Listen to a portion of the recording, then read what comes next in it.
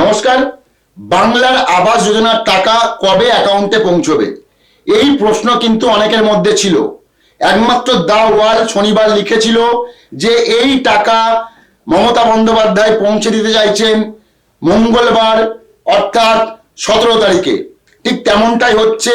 নবান্নের তরফে অফিসিয়ালি জানিয়ে দেওয়া হলো যে রাজ্যের মুখ্যমন্ত্রী মমতা বন্দ্যোপাধ্যায় আগামীকাল বিকেল 4:45 নবান্ন সভাঘর থেকে এই আবাস যোজনার টাকা অ্যাকাউন্টে পৌঁছে দেবেন। আমরা প্রথম থেকেই বাংলার আবাস যোজনার টাকা কখন কিভাবে যাবে বা যেতে পারে, কি কি প্রসেস রয়েছে তার সমস্ত আপডেট দা ওয়ালের যে সাইট এবং দা ওয়ালের যে ইউটিউব পেজ, সেখানে আমরা প্রতি মুহূর্তে এই আপডেট দিয়ে গেছি এবং শেষ আপডেট দিয়ে গিয়েছিলাম সব ঠিক থাকলে মঙ্গলবার দিন মমতা বন্দ্যোপাধ্যায় এই টাকা পৌঁছে দেবেন অ্যাকাউন্টে। এবার অনেকের মধ্যে প্রশ্ন জাগতে পারে যে যেহেতু মমতা বন্দ্যোপাধ্যায় নির্দেশ দিয়েছিলেন যে 12 লক্ষ পরিবারকে এই টাকা পৌঁছে দিতে হবে, অর্থাৎ যাদের নাম তালিকায় ছিল 11,20,000, মমতা বন্দ্যোপাধ্যায় নির্দেশ দিয়েছিলেন সেই সংখ্যাটা করতে হবে প্রথম লটে 12 লাখ, এবং সেই 12 লাখ অ্যাকাউন্টে আগামীকালই টাকা পৌঁছবে কিনা সেই বিষয়টা নিয়ে অনেকের মধ্যে প্রশ্ন জাগতে পারে। যেহেতু এত সংখ্যায় অ্যাকাউন্টে টাকা পাঠানো হবে 60,000 টাকা করে, সেক্ষেত্রে সরকার বা পঞ্চায়েত দপ্তর চাইছে এটা ধাপে ধাপে পাঠাতে।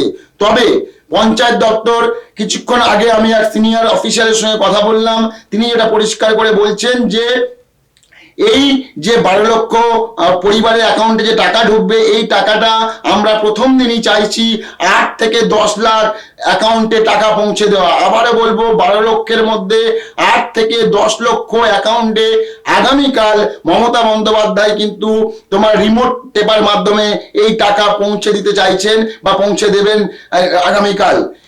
পাশাপাশি যারা পাবেন না তারা কোনো রকম ভাবে চিন্তার কোনো কারণ নেই।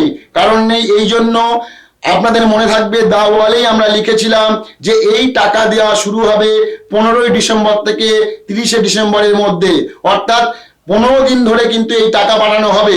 কিন্তু যেহেতু পঞ্চায়েত দপ্তর মমতা বন্দ্যোপাধ্যায়ের নির্দেশ মতো সমস্ত কাজ যেহেতু কমপ্লিট করে ফেলেছে, পঞ্চায়েত দপ্তর চাইছে এই 30 তারিখটা অনেকটা সময়, সেই কারণে আগামী এক সপ্তাহের মধ্যে এই 12 লক্ষ পরিবারের অ্যাকাউন্টে টাকা যাতে ঢোকানো যায় তার সমস্ত রকম বন্দোবস্ত করছে।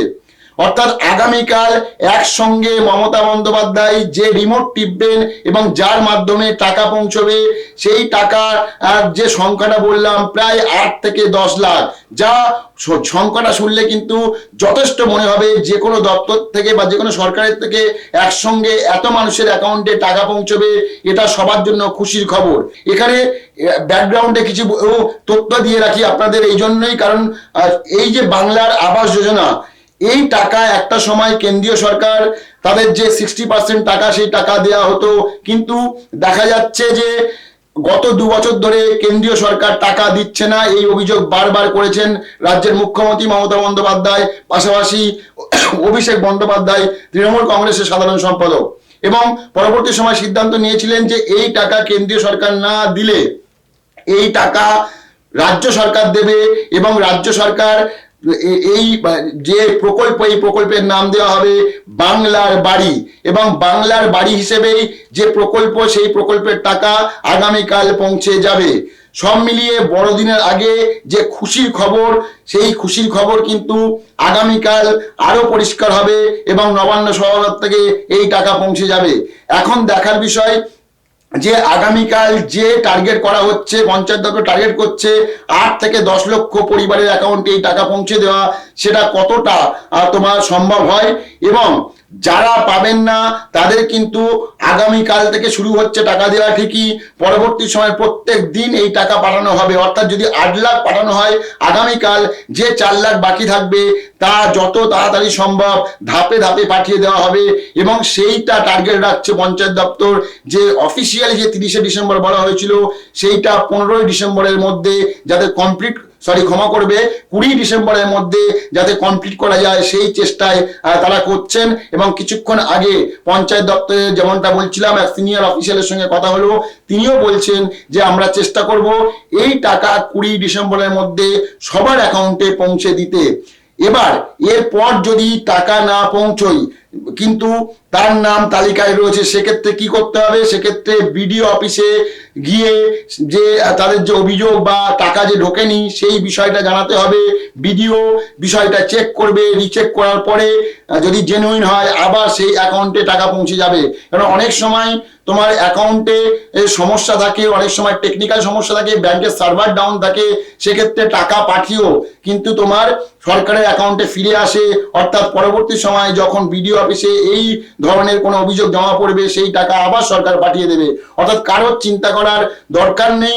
সরকার যেটা ঠিক করেছে যে 12 লক্ষর যে তালিকা, সেই তালিকা অনুযায়ী সবাই টাকা পাবেন।